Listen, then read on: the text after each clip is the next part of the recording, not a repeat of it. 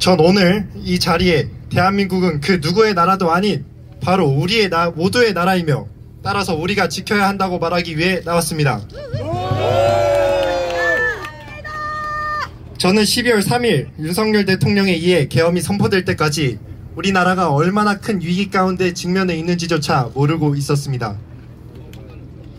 12월 3일 계엄은 잠들어 있는 나를 깨우고 국민을 깨우는 계몽령이었습니다. 지금부터 그 이유에 대해서 말씀드리겠습니다. 헌법은 이렇게 기록하고 있습니다. 제1조 1항 대한민국은 민주공화국이다. 제2항 대한민국의 주권은 국민에게 있고 모든 권력은 국민으로부터 나온다. 대한민국을 풀이하면 큰 대, 나라 이름 한, 백성 민, 나라 국. 대한민국은 국민의 나라라는 뜻입니다. 이처럼 헌법은 국민이 나라의 주인이라고 선언하고 있는 것입니다. 그런데 헌법 제1조 3항 국민은 그 대표자나 국민 투표에 의하여 그 주권을 행사한다. 헌법에 명시된 나라의 주인은 국민이며 모든 권력이 그로부터 나온다고 명시하고 있습니다. 우리가 나라의 주인이고 우리가 투표로 그 주권을 행사해야 합니다. 그런데 만약 투표의 과정에 문제가 있어서 우리의 투표와 상관없이 우리의 대표자가 결정된다면 우리가 과연 주권이 있는 것입니까?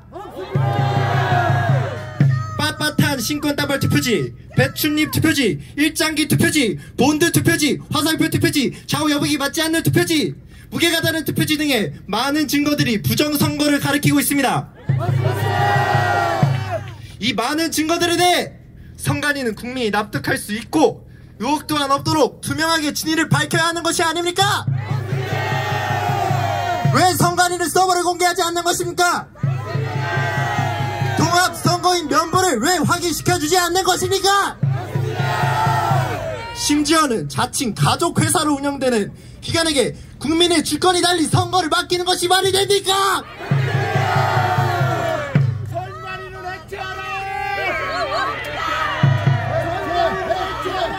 만약 부정투표가 있었다면 민주주의의 근간인 국민의 주권이 더 이상 국민에게 없으며 선관위가 이를 도둑질한 것일 것입니다. 이것은 대한민국 헌법에 명시된 국민 주권을 찬탈한 명백한 반국가적 행위인 것입니다. 다음으로 제1조 1항 대한민국은 민주공화국이다. 여기서 공화정의 핵심은 각 권력의 역할 수행을 통한 견제입니다.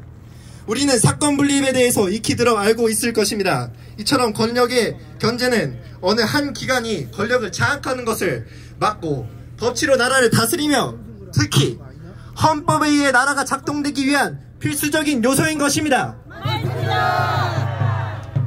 그러나 야당은 대통령이 취임하기 전부터 좌파 시민단체와 함께 탄핵 집회를 벌이며 지난 임기 동안 총 178회에 걸친 탄핵 집회와 총 29차례의 줄탄핵으로 행정부의 기능을 완전히 마비시켰습니다. 이제는 대통령의 권한 대행의 대행까지 탄핵하려고 있는 상황입니다. 또한 거대 야당의 예산 삭감으로 대통령 특활비 빵원, 검찰 특파기 빵원, 경찰 특활비 빵원으로 삭감하여 대공수사와 마약수사를 불가능으로 만들었습니다. 이와 같은 행정부 마비뿐 아니라 헌법에도 없는 새로운 수사기관인 공수처, 우리법 연구회와 같은 좌편향된 사조직으로 가득한 사법부, 민중의 지팡이를 내던지고 법치를 파괴하는 경찰과 한몸이 되어서 대통령 관저를 무단 침입하고 협박하고 위조하여 만든 딱풀 공무원으로 대통령을 체포하고, 서부비주일법에서는 우리법 연구회 재판관들이 보란듯이 체포영장과 구속영장을 발부하며 대한민국의 국가 원수를 불법으로 감금하는 일을 서슴없이 저질렀습니다. 이게 말이 됩니까? 이들은 서로가 서로의 불의를 정당화하고 마지막 남은 행정부마저 합심하여 대통령을 탄핵하려 하는 것입니다.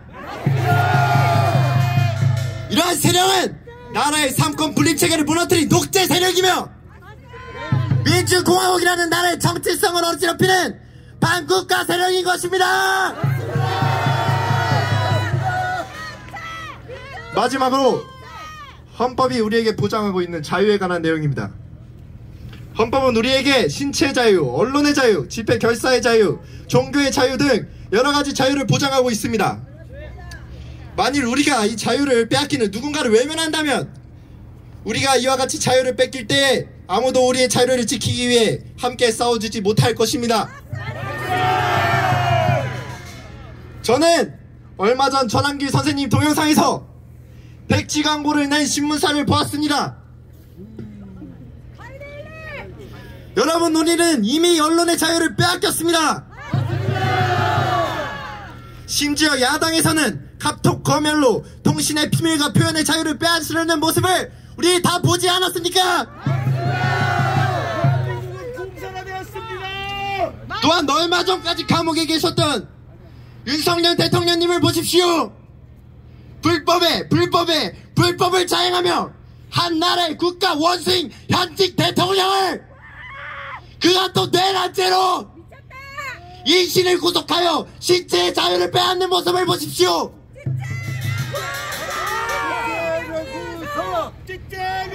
여러분, 대통령도 불법으로 구속시킨다면 선량하고 힘없는 국민들은 어떻게 되겠습니까?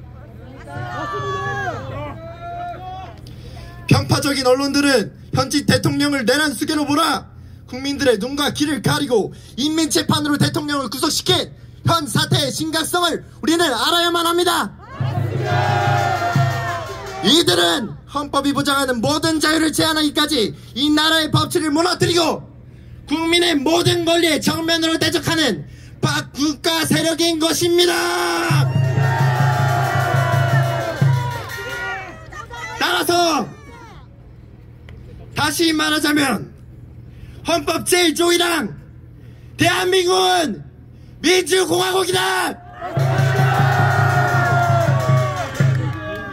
이항 대한민국의 주권은 국민에게 있고 모든 권력은 국민으로부터 나온다.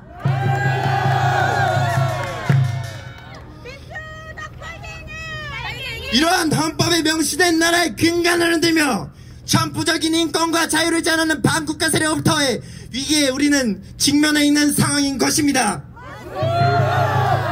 그런데 심지어 내부에 열린 줄만 알았던 사건들이 최근 민주노총 간부 간첩들의 지령문을 통해서 밝혀진 바에 따르면 이태원 참사를 통한 촛불집회, 후쿠시마 오염수 방류로 반일감정 조성, 앞서 말한 윤석열 대통령 취임 전부터 계속된 탄핵 집회 등 모든 것이 모두 북한의 직접적인 지시였던 것입니다.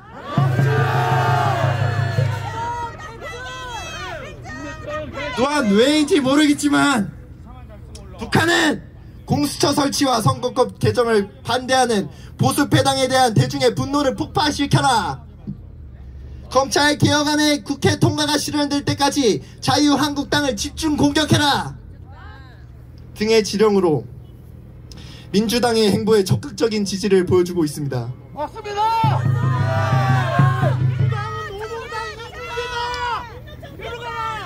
여러분, 이렇게 우리나라가 안팎으로 문제가 심각한 이 가운데 우리는 우리나라가 어떤 나라인지를 다시 기억해야 할 것입니다. 맞습니다. 이 나라는 자유민주주의 공화국입니다.